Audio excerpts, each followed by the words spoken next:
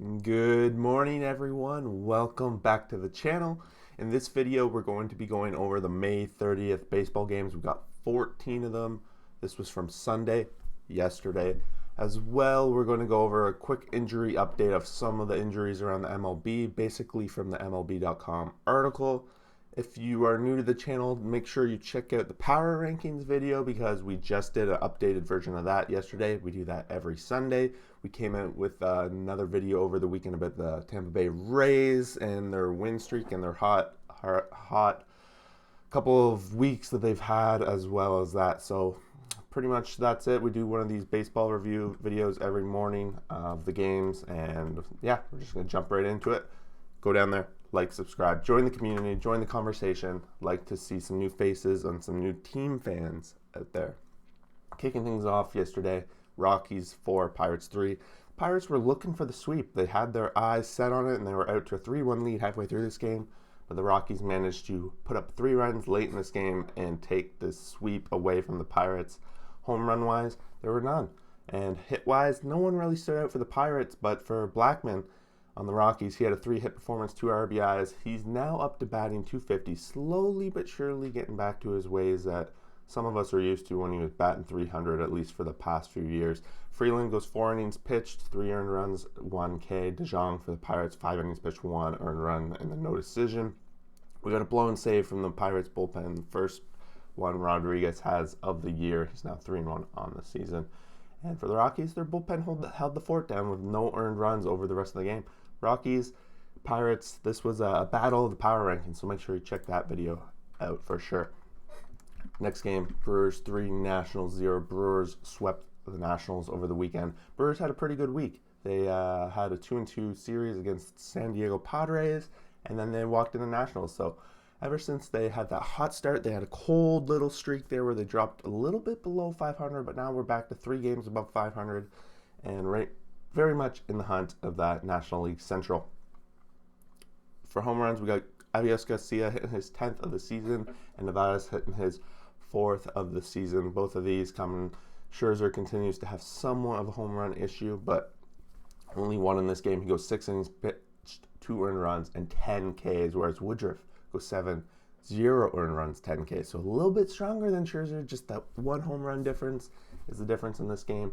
And yeah, the Brewers continue to have a little bit of a streak going here.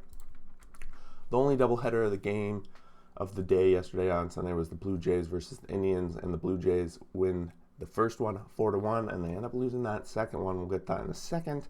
Home runs, we got Teoscar Hernandez hitting his 8th of the season, and Rowdy Tellez hitting his 3rd of the season. The Jays pretty much got out to a lead here and didn't give up much of an offense, and Cleveland looked pretty bad in one of the innings in this one.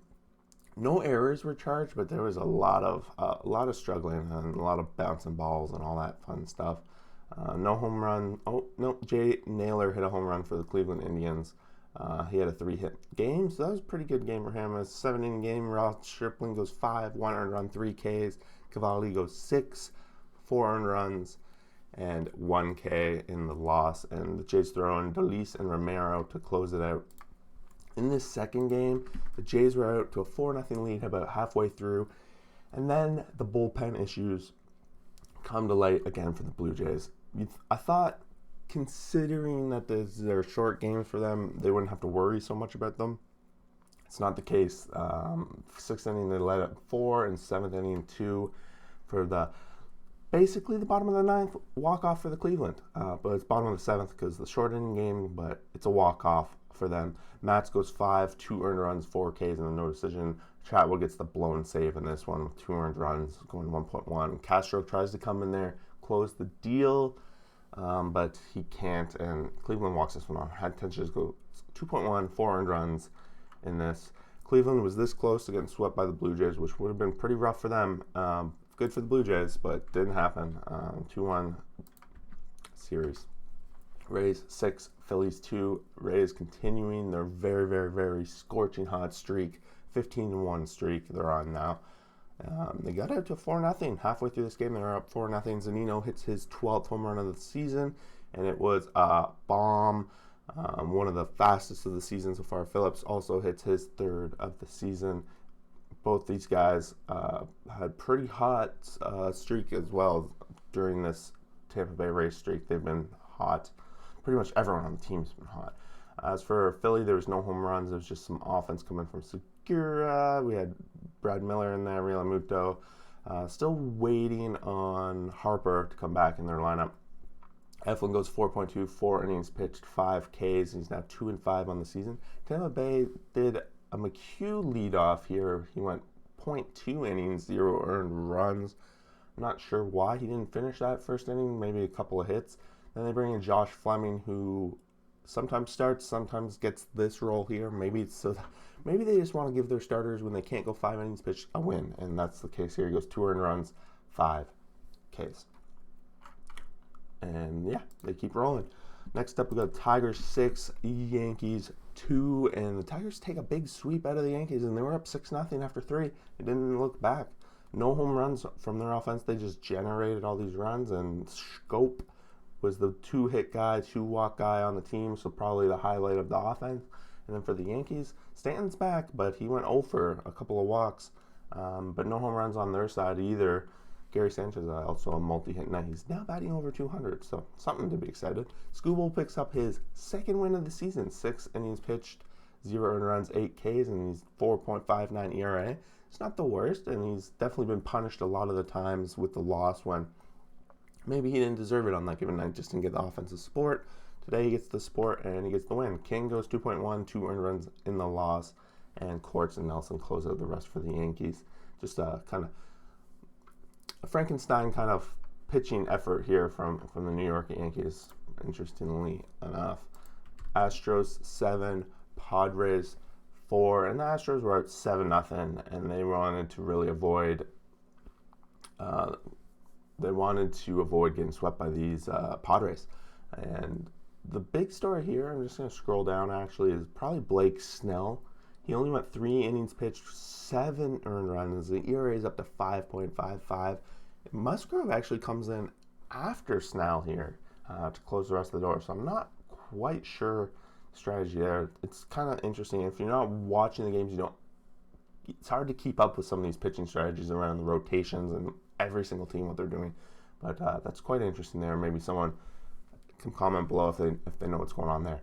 Houston, Greinke goes 8 innings, 1 earned run, 4 Ks, and a massive start. There was a story there about him wearing a wrong jersey, but wasn't too much there. Tucker for the Astros hits his 11th home run of the season off Snell, and it was a 3-run bomb. And then for Padres, it was Rivas hitting his first, Myers his 6th, and Kim his 3rd. But they came back too little too late. They added 3 runs in the 9th, but they're already down 7-1. It was pretty much over at that point. Royals take the win in this series 6-3 in this final rubber match of the Sunday afternoon. 1-1 after 1, and then Twins actually had a nice 2-1 lead about halfway through, and then the Royals popped off in this 5th inning for a 4-run inning. Hunter Dozier hits his 6th of the season, and it's a solo shot in the top of the 9th. And Rorvet, it's his 1st of the season for the Minnesota Twins. It's the only one. Krylyov had a 3-hit night, which was pretty nice to see for him. Shoemaker goes 4.1, 500 runs, 5 Ks, and he continues to have a struggling season. His ERA is basically 6 at this point. And Brad Keller is 5 innings pitched, 3 earned runs, 6 Ks in the win.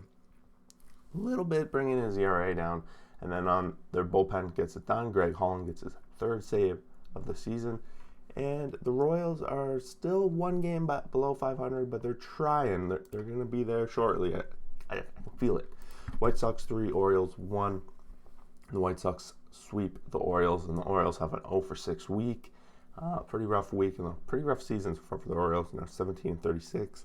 On the plus side, one of their prospects is popping off down there in AAA, and I think he was the one that had a 3 home run night, or no, that was the Royals one. So his night was a 2 home run night, but they got to wait to call him up. Let's call him up. Let's see what he's all about, right? Hamilton hits his 2nd home run of the season for the White Sox, and that's back-to-back nights for Billy Hamilton. So batting .211 and not known for his power. Probably won't see one. I bet pretty hard we're not going to see another one for a little bit from him. Stewart hits his fifth of the season for the Orioles. Atkin goes 4.2, 1 earned run, 4K. So we had a good, decent start from Atkin in this one. But they only get the 1 run support because Giolito goes 7, 1 earned run, 12 Ks. He just keeps them at bay, and he gets his 5th win of the season. Hendricks comes in for his 13th save, and the White Sox are continuing to power their way to the AL Central lead. Reds 5, Cubs 1, putting an end to this Cubs really hot streak that they're going on. It's one game. If the Rays showed us anything, that one loss doesn't mean you can't start another streak right away. Reds get it 5 up. They're up 5-0, pretty much halfway through. The Cubs only get that 1 run, and it's in the 8th, and not off a home run. It's pretty much generated a couple hits there. They only got 4 hits on the night. The Reds, Suarez gets his 12th home run of the season. They had a 7-hit night as a team. Tyler Mahle goes 5, 0 earned runs, 8 Ks. He's had a pretty good season. He's probably been the highlight pitcher of the Cincinnati Reds so far this year. Antone gets his 3rd save of the season. Jake Arrieta goes 3.2, 2 earned runs, and 3 Ks. Doesn't get out of that 4th inning. Walks were definitely an issue in this one, and the lack of offense, of course. Going on here, we go on to the Oakland A's 2, that LA Angels 4. So that's back-to-back game or series now that the Angels have won, and they don't even have Mike Trout. So that's something at least exciting. Maybe with Pujols leaving and Walsh being able to come in, he hits his 12th home run of the season. They're able to really open up this team and build the team a little bit. I don't know, but it doesn't make a lot of sense. When they have Trout, they're losing. Now that they don't have Trout, they're winning. I can't put my finger on that. No home runs from the A's. Quintana goes 3, 0 earned runs, 5 Ks. One of his better starts. He only goes 3 innings, and it looks like they kind of plan for it because Suarez comes in, goes 3 innings himself. Irving on the other side, 6 innings pitched, 4 earned runs, 3 strikeouts. He's now 3-7 on the season. By far the weakest record of the Oakland starters. And yeah, it was kind of a mediocre week for Oakland and for Houston even. So Angels, I know they're 5 games below 500, they're 4th in the division, but like crazier things have happened. They're the worst teams, or they're not the worst team. They're definitely underperforming their value. So we could see them climbing up the rankings sometime soon. Giants 5, Dodgers 4. Giants got a 5-0 lead in this one, and they were looking for the 3rd straight win in the row off the Dodgers, and they got it. Dodgers tried late to make this one a comeback win. They put up 4 in the 8th and 9th, but they fell 1 run short. Kevin Gausman, he has been lights out, and he was the starter. He's now 6-0 on the season. Dubon hits his 3rd season of the season. Slater his 7th home run of the season. Max Muncy, his 13th of the season. He's been on fire as of late, and definitely hitting home runs against the Giants. And Albert Pujols, it's 1 in the 9th, a 2-run shot, his 8th of the season. Pujols seems to keep coming up in that 9th inning and getting close to home run. This time it wasn't robbed. Kershaw goes 6, 5 earned runs, 6 Ks. Gausman 6, 0 earned runs, 7 Ks. We'll get to it in a little bit, but Gausman's name does apparently appear on the injury report, something to do with a hip flexor. We'll get to it shortly at the end of this. Diamondbacks 9, Cardinals 2. Diamondbacks broke their streak at double digits of losses, and it looked like it was possibly going to go again. They were down 2-0, but by the end of the 4th, it was 4-2, and then by the end of the 6th, it was 9-2, which is how the game ended. Their offense getting them out of this one, which has happened periodically for the Diamondbacks this year. They do show signs that their offense is quite strong. Reddick has a 3-hit night. A couple guys have double hit nights. On the other side, Cardinals, Carlson hits his 4th home run of the season. And for the Diamondbacks, Marte has his 3rd. Peacock goes 6, 2 earned runs, 6 Ks. It's nice to see Brad Peacock. I'm assuming that's Brad Peacock. I remember there's another Peacock. No, it's Matt Peacock. It's nice to see Matt Peacock getting his starting role in there, and a nice start from him. Kim goes 5, 4 earned runs, 1 strikeout for his 3rd loss of the season. Smith goes 3 innings pitching in relief here, and they give him the save. I guess when you have a 7-run lead, you can somehow get a save. Must have the bases loaded at some point or something like that. I don't know. It's kind of weird, but it is what it is. Here we are. The last game of the night, we have the Mariners closing out the sweep on the Rangers, and they're back to 500. The Mariners are the roller coaster team of the MLB right now. They're up, they're down, they're still around, and here we are. Kyle Seager, another multi-hit night for him. His 10th home run of the season. He's joined the 10 home run club, so it's nice. The club's getting bigger. We're going to soon start the 20 home run club, but Gallo on the other side, not quite there, but 9th home run of the season. And Yang goes 3 innings, pitched 2 earned runs, strikeout. Katichi goes 6.2, 2 earned runs, 5 Ks for the Mariners, and picks up his 3rd win of the season. He's been pretty consistent for them for the most part, and getting the quality starts, getting up the innings, and they're in the hunt. It's interesting what this AL West is going to look like, because some of the teams are starting to come a little bit cooler, like Oakland, and Oakland's run differential is definitely of concern, and their expected wins is definitely much lower than what it's at. So to see the Mariners hanging around it's going to be quite interesting for sure. MLB had an updated injury update and includes Kevin Gausman, so that's why I clicked it for sure. Gausman came out of the game on Sunday in the 6th inning due to a left hip tightness. Apparently it's been bothering him for a little while, so that could be of concern for the Giants. He's going to go under an MRI. Will Harris is going to miss the rest of the 2021 season after he underwent surgery for thoracic outlet syndrome. Working this kind of stuff, that is not ideal injury, especially for a baseball player. Trevor Williams and David Bote for the Cubs. Williams underwent appendectomy, and definitely he was scheduled for Monday, but he's not. Bote on the 10-day DL.